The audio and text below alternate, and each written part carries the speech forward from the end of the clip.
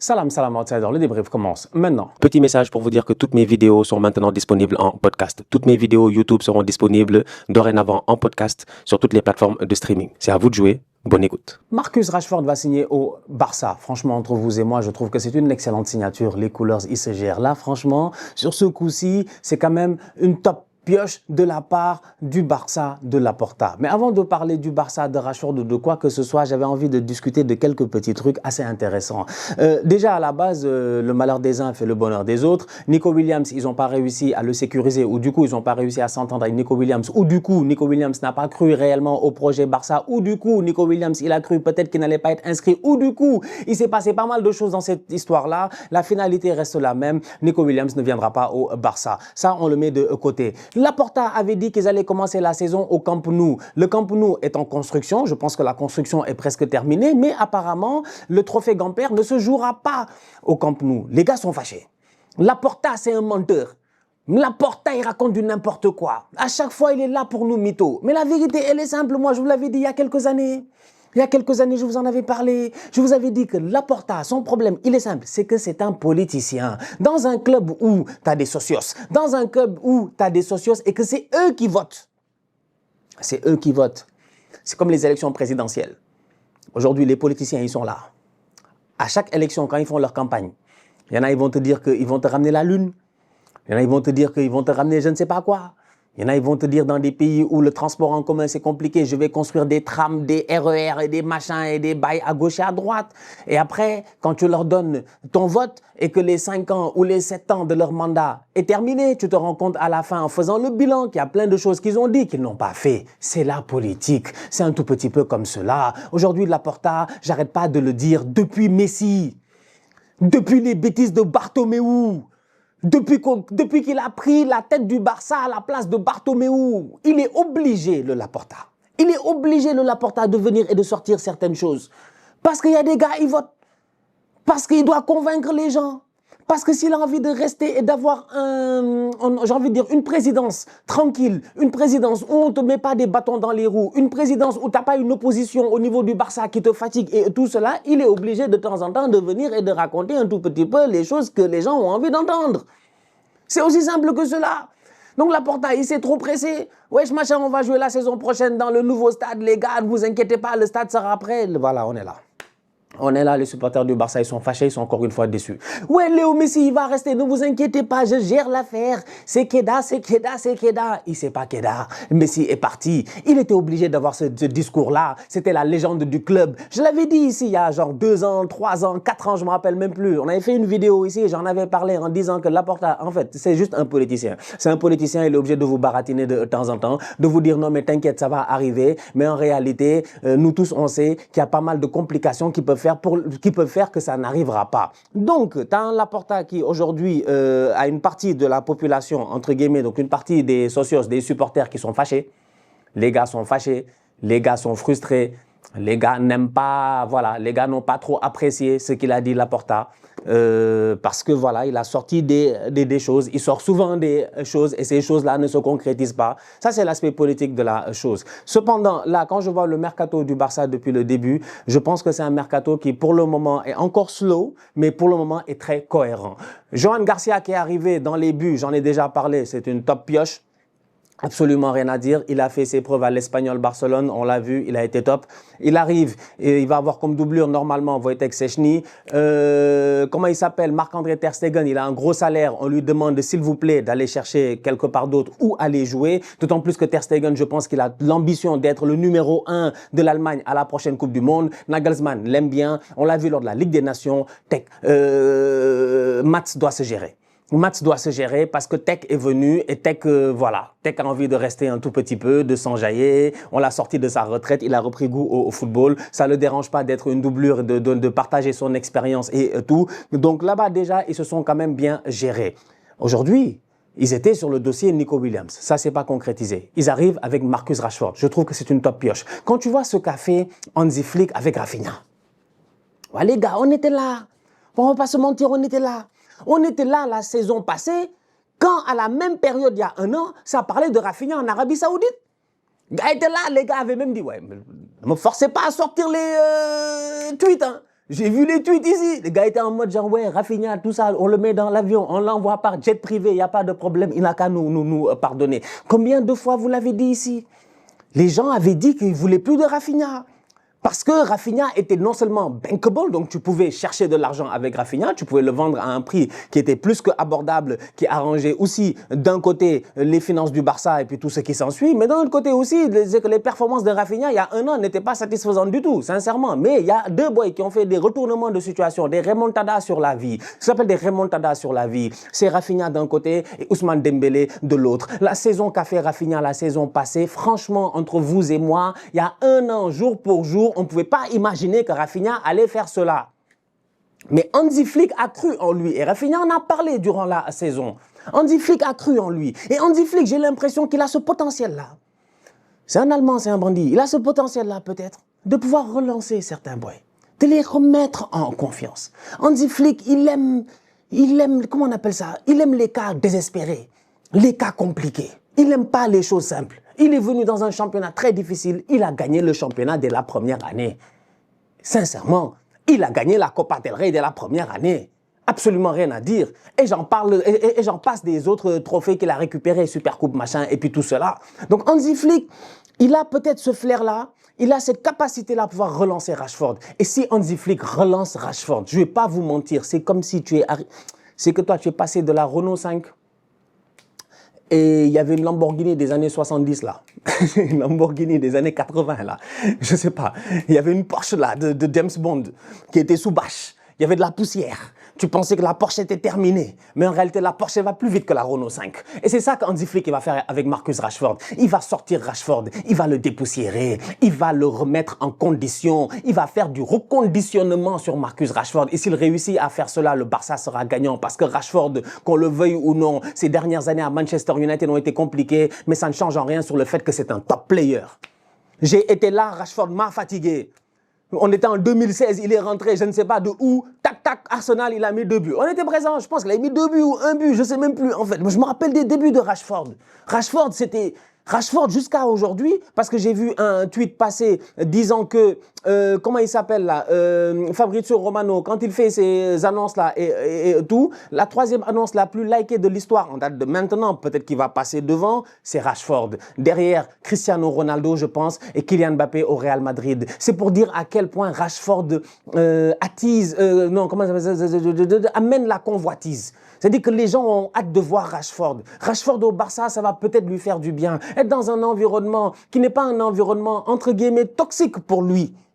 United était devenu un environnement toxique pour lui. Je ne blâme pas Manchester United. Je ne dis pas que non, absolument pas. Je dis juste qu'en fait, les deux ensemble, ça ne pouvait plus aller. Et c'est dommage parce que Rashford, c'est un boy du club. C'est un enfant du club. C'est comme si nous, demain, on se disputait avec Bukayo Saka. Ça me ferait mal. Franchement, je prie pour que ça n'arrive pas. Rashford, c'est la même chose. C'est vraiment un boy du club. Il devait être une légende du club. Il devait passer toute sa vie dans ce club-là. Il devait gagner voilà les titres avec ce club-là. Malheureusement, c'est pas ça qui s'est passé. C'est un peu dommage. Deuxième de Première Ligue avec Ole Gunnar Solskjaer. Il a gagné une FA Cup, je pense, en 2022-2023 avec Ten Hag. Mais ouais, c'est un peu difficile quoi pour lui. Ça a été très compliqué ces dernières années à Manchester United. Un Rashford qui a soufflé tantôt le chaud, tantôt le froid. Mais tu vois à quel point le boy, il a quand même du talent. Dans une saison très compliquée l'année passée où il quitte United à la moitié de la saison, il claque 7 buts.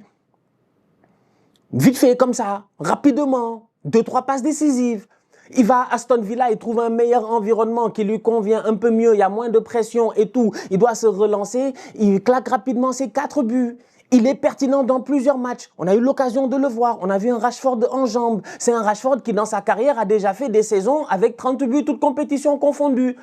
Il en a fait plusieurs à plus de 20 buts, toutes compétitions confondues. C'est un boy qui sait marquer des buts. Il y a des boys, ils savent marquer des buts, ils attendent le ballon arrive, ta, ta, ta, il claque des buts. Rashford, c'est plus que cela. Rashford se crée des occasions pour marquer des buts. Rashford, il est capable de faire la différence en 1 contre 1 et d'aller chercher son occasion de but. Ce qui en fait un joueur, pour moi, parfait pour ce Barça-là. Parce que dans un monde où, du côté droit, il n'y a absolument rien à dire, il y a une dictature là-bas, il a 18 ans, Il est majeur maintenant dans pas mal de pays, il ne faut pas le fâcher. Il s'appelle Lamine Yamal, il est intouchable sur ce côté-là. On prie pour lui pour qu'il n'ait pas de blessure et qu'on puisse voir encore une fois le top de Lamine Yamal cette saison. Dans un côté où là-bas à droite c'est réglé. Dans l'axe, tu as Dani Olmo, très intéressant, top player. Il y a d'autres boys qu'on a vus aussi cette saison, des Firmin Lopez, des machins, tu vois, des boys assez intéressants. On a vu ça. Normalement à gauche, tu as Rafinha. Mais là, ce qui est intéressant, c'est que Rafinha, l'année passée, combien de fois on l'a vu revenir vers le centre? Combien de fois on a vu Rafinha dans des matchs où Dani Olmo n'était pas là, jouer presque comme un deuxième attaquant ou un numéro 10? En réalité, quand on dit numéro 10, aujourd'hui, les gens ont encore cette conception du football en disant, oui, c'est un numéro 10, donc il doit prendre le ballon comme Zidane, faire des passements de jambes, faire des roulettes, des roulades. Tu vois, sombrero, genre je suis caca de 2007, je sais pas. C'est pas ça en fait aujourd'hui. C'est juste qu'on dit numéro 10 comme ça, parce que c'est la position centrale là, au-dessus du double pivot, qu'il soit défensif ou que tu en aies un seul et qu'il y ait un autre box-to-box à côté. Ça change pas grand-chose. L'essentiel, c'est que le gars, il peut jouer soit deuxième attaquant, soit il peut jouer dans cette position un peu plus avancée. Et Rafinha, c'est une position qu'il apprécie pleinement. En tout cas, moi, j'ai vu des belles performances de Rafinha la saison passée à cette position-là. Il a été dangereux. Il a été dangereux. Rafinha peut donner des bons ballons. Rafinha peut faire... Quand il y a appel de Lewandowski, il fait appel contre appel. Même pas le défenseur, il a le temps de tourner. Rafinha est déjà parti. Combien de fois on a vu ça la saison passée? Il y a des matchs où le Barça n'a pas forcément besoin de trop se fatiguer à garder le ballon ou du moins à être là, à se dire on joue un jeu de possession au milieu de terrain et tout. Parce que l'adversité en face, t'es meilleur qu'elle. L'adversité en face, elle va reculer. Donc du coup, ce qu'il te faut, c'est un joueur qui va soulager l'attaquant. Quand Lewandowski il est pris par les deux, tu as un surnombre qui arrive, au-delà même du fait que tu as des Pedri et tout ça là qui sont derrière. Sachant que ces boys-là, quand ils jouent entre les lignes, ils sont encore beaucoup plus dangereux. Et Baldé, il ne faut pas l'oublier, il est sur le côté, il fait vraiment un travail d'ailier. D'où Alejandro Baldelier. Comment il s'appelle? J'allais dire Montoya. Por favor, pas Montoya. L'autre, j'ai oublié son nom. Comment il s'appelle le tocard là qui a fait un grand match face à l'Inter? Leur latéral là. Comment il s'appelle le latéral là? Excusez-moi, il faut que j'aille trouver son nom. Comment j'ai pu oublier le nom de ce latéral? C'est l'homme, la légende. Excusez, vous avez déjà trouvé. Moi, j'ai pas trouvé. Mais bon, étant donné que je ne vais pas me fatiguer à... mon gars, il est où? Gérard Martin. Gérard Martin, on se rappelle Gérard Martin face à l'Inter, il a été incroyable. Franchement, il a fait un match, je ne m'attendais pas à cela de la part de Gérard Martin, même la saison passée, plusieurs fois il a été plus ou moins intéressant. Au Barça, ils ont cette capacité-là à pouvoir avoir des gars sur les côtés qui vont vraiment prendre la ligne. Donc du coup, on avait un Rafinha qui avait l'habitude de rentrer vers l'intérieur. Là, tout est ouvert. Tout est ouvert. Rashford est là pour se relancer. Rashford peut jouer sur le côté gauche. C'est là où il a le plus brillé. C'est là où il a été le plus dangereux. Mais Rashford peut jouer aussi en pointe. Et ça, on l'a vu à Aston Villa et on a eu l'occasion de le voir aussi au courant de sa carrière. C'est pour cela que je dis que Marcus Rashford, avec sa technique, avec son physique aujourd'hui, avec la maturité qu'il a aujourd'hui, avec le fait qu'il va arriver dans un vestiaire où il n'y a que des grands joueurs, un vestiaire qui a gagné, un vestiaire qui n'est pas là en mode genre, ouais, t'es un vétéran, c'est vrai que c'est toi qui étais là en 1975, quand il y avait encore les grands-parents de Paul Scholes. Non. Là, il n'y a absolument rien. On remet les compteurs à zéro. Marcus, personne ne te connaît. C'est maintenant qu'il faut performer. C'est maintenant qu'il faut briller. D'autant plus que l'Angleterre va aller à la Coupe du Monde. Ça, on le sait. Et que je pense qu'il a l'ambition de faire partie des 23 ou des 26 qui vont aller avec Thomas Tuchel. Donc, Rashford, dans cet environnement-là, à Barcelone, sous le soleil, loin de la pluie de Manchester, loin des tabloïds anglais, en mode, parce qu'on se rappelle l'année passée, ça fait même pas longtemps. Saison foot, ça va vite, ça fait même pas longtemps. Rashford a demandé off un mercredi, il est revenu un vendredi, des photos qui sortent en nous disant qu'il était en boîte de nuit, je ne sais pas, il y a plein de choses qui se sont passées. Les tabloïds, vous les connaissez. Quand ils sont sur ton cas, ils sont sur ton cas. Demandez à Jack Grealish, Jack Daniels, ah ouais, le gars te pardonne pas. Donc, pour moi, il change d'environnement. Il retrouve un coach qui n'aime que ça, le reconditionnement. Lui, ça se voit que c'est un mécano. Ça se voit que c'est un mécano, lui. Ça se voit qu'Hansi Flick, son grand-père, il devait être un des mecs de Mercedes ou un des mecs de je ne sais pas quoi. Là, franchement, ça se voit que lui, son grand-père, c'est un mécano parce que le reconditionnement mécanique, technique, physique, il n'y a que ça qu'il sait faire. Encore une fois, demandez à Rafinha. Donc, normalement, physiquement, je pense que ça devrait aller. On l'a vu durant l'été, franchement, en train de faire des pompes, de travailler et tout. Je sais qu'il a l'ambition parce que à 27 ans, à un moment donné, à 27 ans, si tu n'es pas capable capable de prendre tes propres décisions, si tu as encore envie de jouer au football, si tu as encore envie de jouer au haut niveau, si tu sais que tu es encore cette star interplanétaire-là et que tu peux mettre les points sur les i, les barres sur les t pour leur dire que ça a été difficile, mais je suis de retour, il faut que tu y mettes du sien. Et Rashford, il nous a montré durant l'été qu'il y a mis du sien. Donc, je pense qu'il y a pas mal toutes les conditions naturelles toutes les conditions normales de température et de pression sont réunies pour que Rashford puisse briller. Il n'y a pas de raison que Rashford ne brille pas. Donc voilà. J'ai hâte de voir. J'ai hâte de voir Rashford au Barça. Que ce soit en neuf avec Rafinha derrière lui, que ce soit avec Rafinha, Dani Olmo, Lamine Yamal, Rashford, que ce soit Rashford, Dani Olmo, Lamine Yamal, Rafinha, quelle que soit l'animation de jeu, je sens que Rashford est un profil qui devrait fonctionner dans ce Barça-là, franchement. Je ne vois pas de raison pourquoi ça va flopper. Et je ne pense pas qu'il va flopper. Je pense qu'il va être très intéressant. Et encore une fois, je le dis, même dans les moments les plus durs de Marcus Rashford, il claque des buts. En fait, c'est ça le problème. Et c'est un boy de confiance. Ça se voit que c'est un boy de confiance. C'est un boy de confiance. Sa longue tête là. Sa longue tête là. Tu sens que tu lui donnes de l'amour et de l'affection et il va te le rendre sur le terrain. Et je suis convaincu qu'au Barça, ils sauront lui donner de l'amour et de l'affection. Et ça a commencé dès, je pense, ses publications sur Instagram. Je sens que les gars l'attendent. J'ai hâte de voir l'officialisation, mais il n'y a pas de raison pour que Marcus Rashford ne perce pas en Angleterre. D'autant plus que le dernier qui était arrivé là-bas, il a fait du bon boulot. Tonton Gary Lineker, c'est les anciens ça. Ils ne sont pas nombreux les Anglais qui s'exilent en Espagne.